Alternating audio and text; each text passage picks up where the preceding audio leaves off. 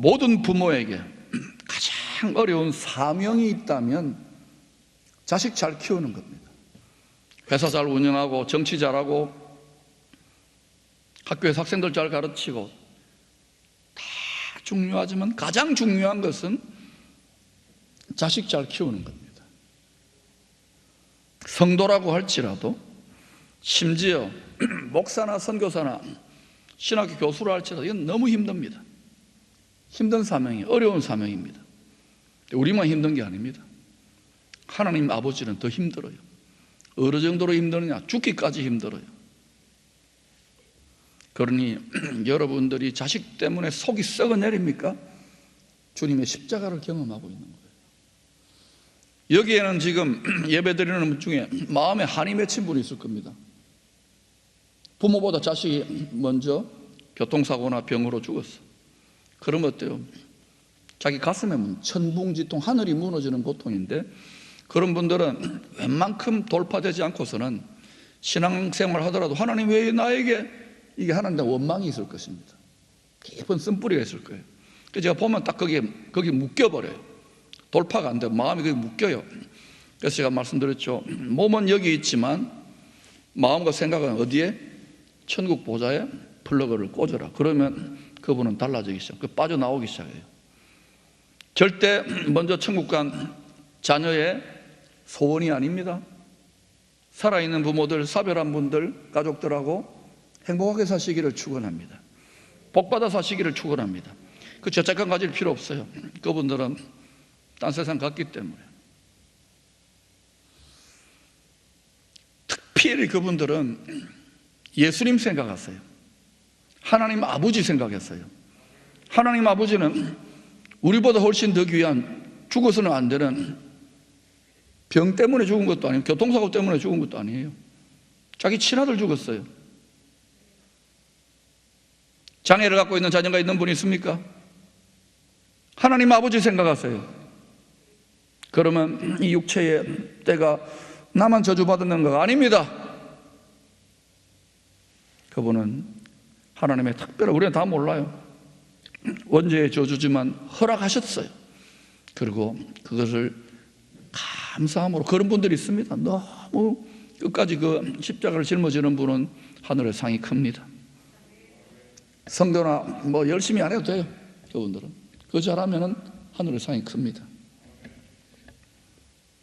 때로요, 주의 종들이, 장로님들이, 권사님들이 열심히 사역을 잘하고 봉사하고 섬기고 존경받고 그러더라도요, 뭐 사업 잘하고 정치 크게 하더라도요, 자녀들이 돌봄을 받아야죠. 사랑을 받아야죠. 섬김을 받아야죠. 그 예민한 시기에 상처와 돌봄과 섬김을 받지 못해서 아주 교활하고 영악한 마음의 도둑놈이 있습니다. 이거는 숭악한 도둑놈이에요. 이놈이 마음을 빼앗아 가지고 고통하는 경우들이 있어요. 가정마다 쓴뿌리가 있고, 교회마다 쓴뿌리가 있고, 회사마다 쓴뿌리가 있고, 민족과 나라마다 온 세상에 쓴뿌리가 가득가득합니다. 깨끗하지 못한 거예요. 마음 도둑놈이 있습니다. 여러분, 너무 교회 일 열심히 하는 분들 가정을 한번 구석구석 살펴보세요. 나 때문에 아내가, 나 때문에 남편이, 나 때문에 아버지가, 나 때문에 부모가, 나 때문에 자녀들이. 그러면 조금 줄이시고 집을 구석구석 쓸고 닦고 돌보세요. 케어하세요. 할렐루야. 그래서 너무나도 열정적으로 선교하고 목회하는데 패스터즈 키드라 그러잖아요. 목사 자녀, PK라 그럽니다. 전문용어로.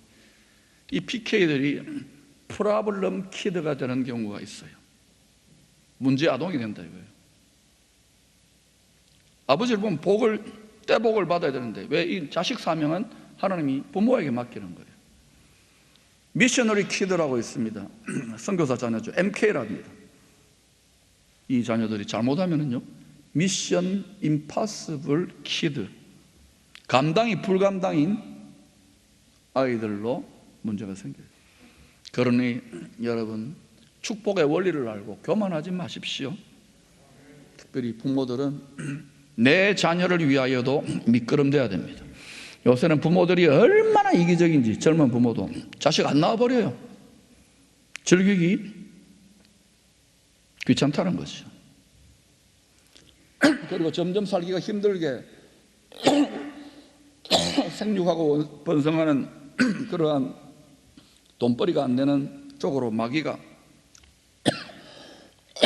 돈이 하나님 노릇하는 정신의 줄선 쪽에 돈이 왔다 갔다 하잖아요.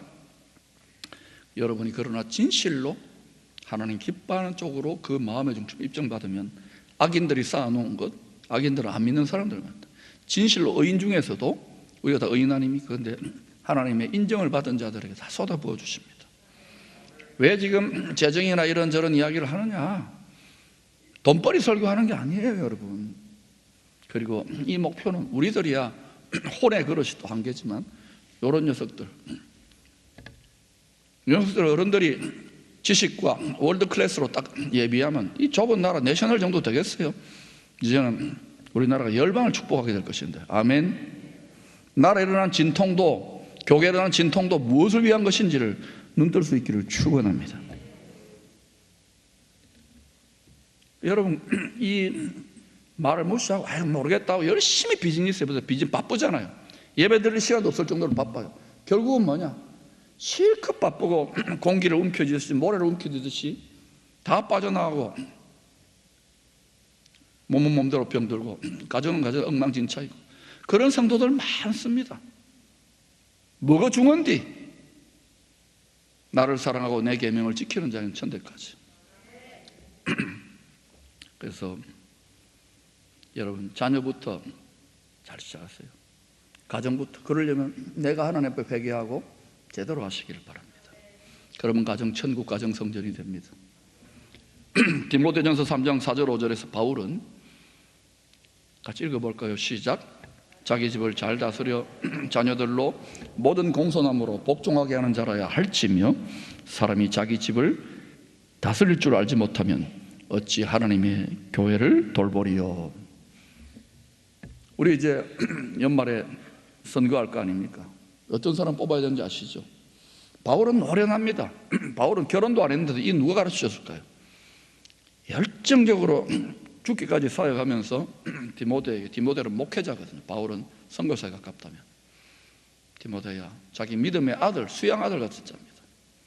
네가 앞으로 지도자를 세울 것인데 목회하면서 자녀들을 잘 돌보고 존경받고 복종하고 그리고 또 가정을 잘 다스리는 자라야 된다. 어느 정도 경제적으로 좀 안정돼야 돼요. 이상하다가 아니고, 왜? 너무 빈궁하면은요 엉뚱한 일이 일어나요. 주님은 생명 살리는 시범을 보여주신 후에 12명의 제자와 70명의 제자를 택합니다. 택함 받은 사람이 있습니다. 특수한 마음을 주시는 분은 마음이 임해야 되는 거예요. 세상으로 파송하셨어요. 보낼 때에 9장 11장 누가복음 읽어보면 내가 너희를 양을 1리대 가운데로 보낸 것 같도다. 여러분 자녀들 생선 말고 생활 선교사 말고 진짜 막 신학하고 해가지고 목사 선교사 나가는 거 여러분 다 금기상하니 우리 내 자녀는 안 됩니다. 여러분 다 거리낌이 있을 거예요. 왜냐? 고생을 너무너무 하거든요. 잘못하면 피도 흘려요. 마음의 피만이 아니라. 그게 사실은 영광이거든요. 그만한 믿음을 가진 분들이 별로 없어요. 그런데 그냥 보내면 이리떼한테 물려 죽습니다. 영적인 이리떼한테, 또 그 영향을 받는 사람들한테. 그냥 보내신 것이 아니라 귀신을 제어하며, 따라합시다. 귀신을 제어하며 병 고치는 능력과 영적인 이리떼들에게 물려 죽지 않도록 영적 권위를 주어 파송합니다. 잠깐 맡긴 거, 잠깐. 나중에 오순절 성령 강의 전까지 맛보라는 것이죠. 제자들이 그렇게 갔어요. 갔더니 엄청난 일이란 거예요. 지금까지 주님이 주로 다 했는데 12명 70명이 가가지고요 귀신이 항복을 해버리는 거예요. 병이 고침받는 거예요. 그 기적 같은 일들이 많이 일어났으니까 흥분해가지고 주님 아싸 대박입니다. 영광입니다. 기쁨입니다. 귀신들도 항복합니다. 병도 고칩니다. 복음 전파의 승리, 기쁨, 만족, 누림을 경험하면서 하나님이 잠깐 맛보란 거예요.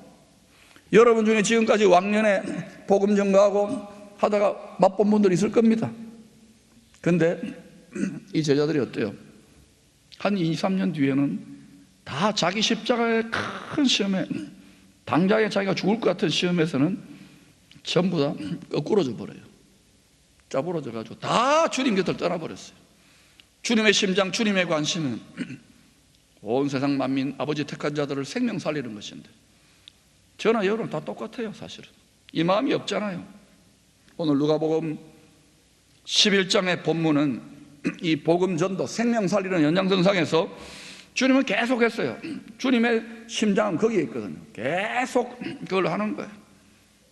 때려도 패도 말려도 수군수군 되더라도 주님은 계속 나갔어요. 복음을 전파하더니 귀신이 떠나가는데, 이 귀신이 어떻게 됐느냐, 그 사람을 장악했는데 보니까 마태복음의 동일 본문에 나오는, 동일 사건을 다룬 본문에 보니까 이 마음을 도둑질했는데, 이 마음을 도둑질했는데 어떤 트라우마나 어떤 스트레스를 유발했는지 몰라도 눈이 멀었어요. 귀신 들린 사람이. 그리고 말을 못하는 거예요. 주님은 딱 보는 순간 아시잖아요. 영분별을 딱 하신 거예요. 귀신 들렸구나. 그것 때문에 신체에 장애가 왔구나. 몸이 아프구나. 여러분, 모든 몸 아픈 것이 다 그거는 아닙니다만, 때로는요 귀신의 역사 때문에 몸이 아픈 경우가 있습니다. 이거는요 서울대 의과대학이나 하버드 의과대학 교수들 논문을 살펴봐도 왜 몸이 아픕니까? 70%, 80%는 마음의 스트레스, 마음병입니다. 여러분, 쫓겨나가야 됩니다. 마음 도둑놈. 이때 근데 마태복음 12장 24절을 보니까 유독 자칭 경건한 지도자요, 종교 지도자인 바리새인들이 예수님께 와가지고 험담하고 비난을 했던 것 같아요. 18절 보시면 어떤 비난했는지 알 수 있어요. 같이 읽으십시다. 시작. 너희 말이 내가 바알세부를 힘입어 귀신을 쫓아낸다 하니 만일 사탄이 스스로 분쟁하면 그의 나라가 어떻게 서겠느냐. 여러분, 이 바리새파 사람들은 구약 성경을 통달했고 모세오경을 다 외웁니다. 어마어마한 우리 경건하고는 잽이 안 돼요. 그런데 이 사람 하나님이 강팍하게 해놓은 거예요. 누구들 가려졌어요. 다 누구 이야기하는 겁니까? 예수 메시아 이야기하는 거예요. 이 예수 메시아 모르는, 예수가 메시아인 것을 모르는, 오직 예수가 메시아인 걸 모르는 바리새 스피릿 종교 지도자들, 그들의 관심은 세상이거든요. 육신이고, 여기에 있는 사람들이 자기 의고 자기 영광이고 그 배에는 자기의 신이거든요. 이런 사람들이 반드시 예수를 못 박아 죽입니다. 주님 이 세상에 다시 오시기 전에 또 누가 아주 막강한 종교적인 권력자들, 영적인 권력자들이 저 보라고 정치적인 경제적인 권력자 다 움켜쥐고 있는 저자가 그리스도야라고 할 때 여러분 엎드려 절하지 마시기를 축원합니다. 그 전에 살 빼서 잔치 참여하십시오. 그래서 주님은 사람의 마음이 집이거든요. 마음이 더러워지고 마음이 엄난해지고 마음이 어두워지면 반드시 뭐냐? 파리들이 날라와요. 근데 이 파리를 오늘 보니까 22절에서 파리 쫓는 방법입니다. 22절 같이 읽읍시다. 시작. 더 강한 자가 와서 그를 굴복시킬 때에는 그가 믿던 무장을 빼앗고 그의 제보를 나누니라. 이게 더 강한 자가 와야 돼. 왜? 이게 파리가 강해요. 굉장히 강합니다. 쫓아내야 되지 그냥 절대 안 나갑니다. 제가 좋은 말 하지 말로 하잖아요. 안 나갑니다. 이스라엘 선배들 보세요. 그때 뭐 랍비들은 설교 안 했겠습니까? 좋은 말 합니다. 근데요, 저는 설교하고 나서 17년 동안 보면은요, 워낙 해와 같이 밝은 분들이 있는데 어떤 분은 나가요. 그때마다 엄청난 좌절감과 스트레스. 이게 저만 있는 줄 아십니까? 한국교회 제일 명설교가인 무슨 오성구 한음이라든지 용조라든지 용기 씨라든지 이런 분들 다 그래요. 다 보면 만나가지고 우리끼리 하는 말 나누고 다 그래요. 안 변하거든요. 웬만큼 대고로 안 돼요. 그 이유가 있으면 오늘 잘 들으세요. 근데 오늘 끝장 낼 거니까. 할렐루야. 더 강한 자가 와서 내 쫓아야 돼요. 더 강한 자가 누구냐? 예수 그리스도, 예수의 영입니다. 우리 예수님 믿었잖아요. 더 강한 자가 우리 안에 들어와 있습니다. 믿습니까? 따라합시다. 내 안에 더 센 분이 와 계신다. 나이 많이 드셔서 예수 믿고 미신하고 뭐 점집에 다니고 엉뚱한데 돌아다니다가 구다다가 오신 이런 어른들 있잖아요. 이런 분 딱 믿으면 전에 상담에 그러더라고요. 목사님, 제가 열심히 믿고는 싶은데 너무 열심히 믿으면 해꾸지 할까 봐. 그게 맞아요. 그게 그래서 대충 믿겠다는 소리입니다. 맞아요. 그 마음을 이해해야 됩니다. 여러분 안에도 있어요. 해꾸지 할까 봐. 해꾸지 안 하면 되잖아요. 이기면 되잖아요. 능력을 받으면 되잖아요. 넉넉히 이기면 되잖아요. 우리가 더 강한 자가 있으니까 더 강한 자와 함께 협력하는 방법을 가르치면 될 거 아닙니까? 센 놈이 들어와 있는데 이놈이 믿는 무장이 뭐냐면 22절을 보니까 그가 믿던 무장이 뭐냐? 우리의 욕심입니다. 자기 욕심. 여러분 다 욕심 버리셨잖아요. 마음을 비웠잖아요. 일하고 하고 싶지. 맞아요. 많이 버리셨어요. 저도 얼마나 많이 버렸는데, 얼마나 많이 포기했는데. 그런데 이게 따라합시다. 마음은 현관이 있고 거실이 있고 안방이 있다. 마음의 집에 현관, 거실, 안방이 있어요. 마음의 집이 성전이고 성막이고 교회입니다. 그게 하나님 나라고 하나님의 집입니다. 그런데 항상 마지막 최후의 전쟁은 어디서 일어나느냐? 안방 쟁탈전이에요. 안방을 가져야 그 집이 누구 집입니까? 우리 집이 되지. 마음의 집에 안방을 차지하려고. 그런데 우리 영 안에, 우리 마음 안에 누가 들어왔어요? 예수님이, 예수 영이 들어왔잖아요. 말씀을 믿고. 근데 이분은 우리의 현관에 머물고 싶어요? 거실에 머물고 싶어요? 안방까지 들어가고 싶어요? 그런데 이놈이 강한 자예요. 그리고 이놈이 믿는 게 뭐냐? 이 파리들이 믿는 게 뭐냐면 우리의 자기 욕심, 더러운 정욕, 육체의 정욕, 안목의 정욕, 이색의 자랑. 내가 다 이 안방이 전부 다, 이 집이 전부 다 있냐 생각하는, 이 부패한, 만물보다 부패한 마음이 전부 다 있냐 생각하는 그러한 이기심과 정욕과 생명 본능, 이거를 가지고요 철통 경멸을 합니다. 그러는 가운데 이제 어때요? 또 성소에서 그래도 계속 마음을 지키는 분, 흰옷 입고 마음을 지키는 분들이 있어요. 그런데 하나님이 가만히 보시다가, 야, 이러다가 내가 자식들을 많이 살려야 되는데, 집 나간 자식들을 많이 살려야 되는데, 이러면서 하나님이, 야, 이 세상에 전부 다 이 세상이 지상 천국이고 천당인 줄 이 세상 사람들 착각해. 자식들을 많이 살려야 되겠는데. 그래서 살살 퀴즈라도 흔듭니다. 왜 흔드느냐? 교회가 깨어나라고. 생명을 살리는 일을 맡은 자들이 깨어나라 잘 흔듭니다. 우리 몇 년 전부터 지진부터 뭐 메르스, 지카 뭐 또 뭐예요? 코로나 이제는 또 이거 기도하니까 사라지고 없을 겁니다. 그죠? 없기를 바랍니다만 여러분 그것은 성경을 보면 알아요. 그래서 세상 사람들은 이런 가르침이 없고 대학을 가도 잘 먹고 잘 사는 법, 어디 취직법, 또 직장을 가도 뉴스를 봐도 전부 다 이거기 때문에 그게 취해버리는 거예요, 세상에. 이런 소리 가운데 이게 들리지도 않는 소리를 외치는 거예요. 근데 이게 무슨 외침이라고요? 이게 유기농 과일입니다. 아멘. 유기농 곡물입니다. 아멘. 유기농이 더 비싸요, 여러분. 따라서 우리는 비싼 거 먹고 있네. 그런데요, 입맛이 변했어요. 그죠? 유기농 먹어보세요. 설탕도 안 타고 별로 이래가지고 닝닝. 그리고 유기농은 비료도 안 주고 하기 때문에요 많이 열매를 안 맺어요. 그래서 이제는 유기농의 시대가 됩니다. 전부 깨끗해야 되는 거예요. 이거 초정약술이 뭐 그죠? 우리는 지하수도 다 오염되잖아요. 환경의 오염은 왜 오염될까요? 인간의 마음이 부패하고 오염되긴 더 깊이 파고 들어갈 수 있기를 축원합니다. 요즘 그런 말 많이 듣죠, 여러분. 예수 믿는 걸 더하다고. 당연합니다. 더 파고 들어갈 수 있기를 축원합니다. 그래서 하나님이 여러 가지 진동이라고, 하늘과 땅, 이제 하늘도 진동하거든요. 하늘과 땅의 진동들을 통하여 가지고 많으냐? 불시험. 여러분 자꾸 불시험 많이 겪을 거예요. 또 환난, 또 크게 넘어지고 실수하고, 막 선교사가 타락하고 목사가 자빠지고, 막 그죠? 이런 일도 일어납니다. 여러분도 일어나요. 아멘. 화난 거 아닙니다. 그렇기 때문에 빨리 깨어나야 돼요. 근데 왜 그러시느냐? 야들아, 코너로 모는 거예요. 야고비를 보세요. 아무 아무리 하나님 잘 믿고 서원 세우고 내가 그 베델에서 11조도 하고 아무리 서원 세우지만 움켜쥐고 속이는 자, 이 안방에 있는 이건 안 되거든요. 그러니까 코나로 밀어붙여요. 야복 깜깜해서 이스라엘도. 그래도 또 훈련되잖아요. 이 하나님 지금 내가 너 너무너무 사랑해. 특별히 여러분, 이런 가운데 열방의 믿음의 올림픽 중에 대한민국 한국 사람은요, 이게 한국 사람이 때를 위해 복 받았나 봐요. 이 진동 가운데 우리는 민족적으로 좀 쓴뿌리를 뽑아내고 있어요. 아멘. 민족적으로. 이 쓴뿌리가 근데 어디까지 들어가 있느냐? 나라의 안방에, 교회 안방에, 기업의 안방에, 기업의 회장실에, 학교의 총장실까지 다 이 안방까지 들어가기 때문에 신학교도 마찬가지, 교회도 마찬가지예요. 총회도 마찬가지. 이걸 하나님 지금 뽑고 있는 거예요.